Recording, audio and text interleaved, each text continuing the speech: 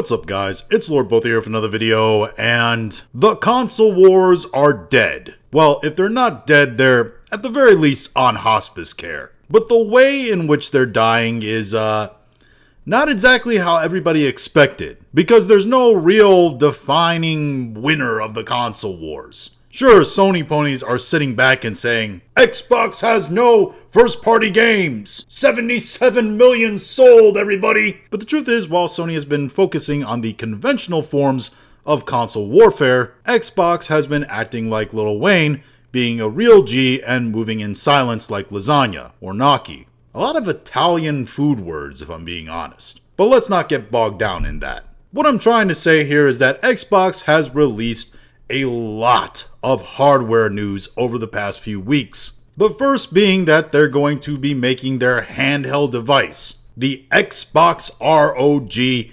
Ally. The only problem is that it's not actually an Xbox. It's actually made by Asus. So really, it's an Asus ROG Ally with Xbox branding on it and integration with Microsoft and Xbox. It's not really a Xbox console specifically. There's no really defining feature, I think, that you could say makes it different than the other ROG that is already on the market, at least in a way that Xbox provided that sort of difference. The truth is here that Xbox and Microsoft wanted a handheld. Asus wanted to make another iteration of the ROG. And Xbox, who was in the middle of developing their handheld, were probably like, you know, this is really hard and expensive, and we're not really sure we want to go the first party route with this anymore. So they did what massive corporations do.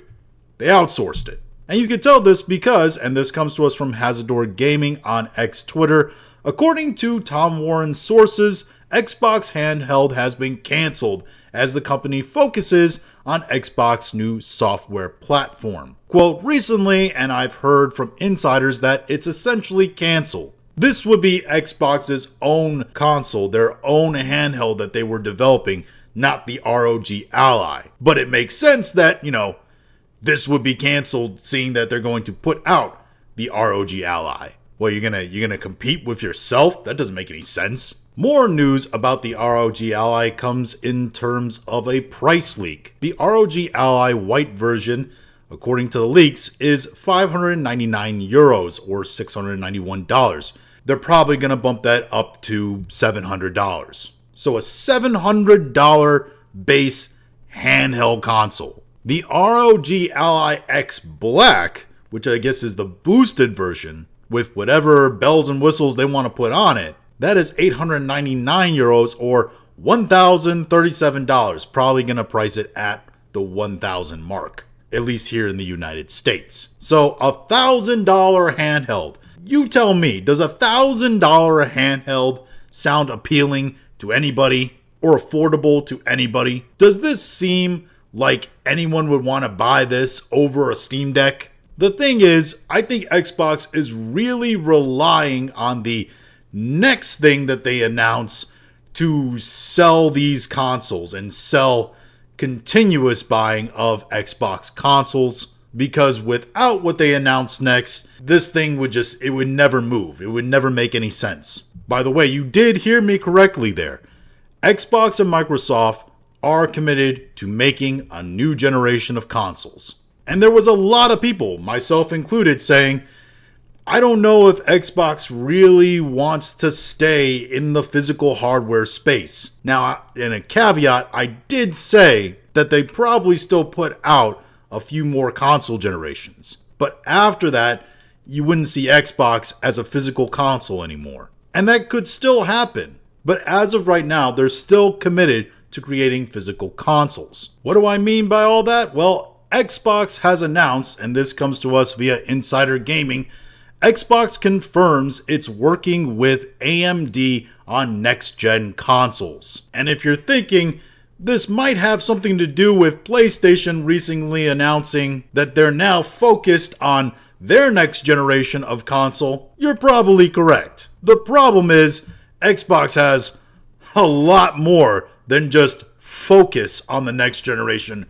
to share about what they're doing. In the video that was posted all over social media, Xbox had their native Claire Huxtable, Sarah Bond, step out and talk about all the new developments on the Xbox next generation of consoles, in which she stated the AMD partnership was a strategic multi-year partnership with AMD to engineer silicon across a portfolio of devices that includes the next generation of Xbox consoles. So, AMD is going to be building the hardware, building the CPUs, building the power bases of the Xboxes. She went on to state that at Xbox, our vision is for you to play the games you want with the people you want, anywhere you want. That's why we're investing in our next generation hardware lineup across console, handheld, PC, cloud, and accessories. Together with AMD, we are advancing the state of art in gaming silicon to deliver the next generation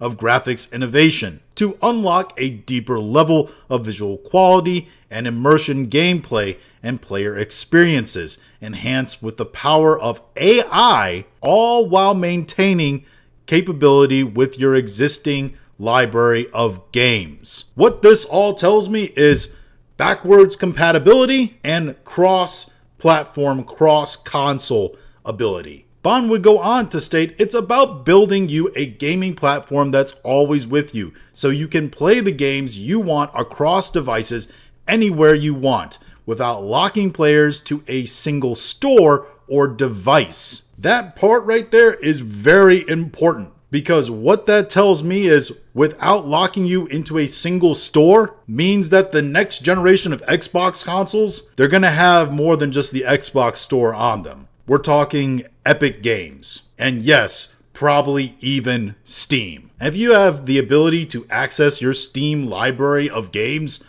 on an Xbox, so you can play Repo with your buddies on your Xbox, on console, in your living room, on the TV, without having to have some weird kind of setup, that's going to be a major selling point for this. She also states, or without locking players into a single device, which means probably greater optimization for Xbox Cloud Gaming and Xbox Store and accessibility on PC, while also accessibility on their handheld, while also accessibility on their console. And she also goes on to state that Xbox is working closely with Microsoft Windows team to ensure that Windows is the #1 platform for gaming. If by that she means that Xboxes are going to be able to run Windows, and that pretty much guarantees that you'll have Steam accessibility on the Xbox console, then this is game over, son. So let's take stock of the big notes here. AMD partnership. Yes, AMD has made hardware for consoles before,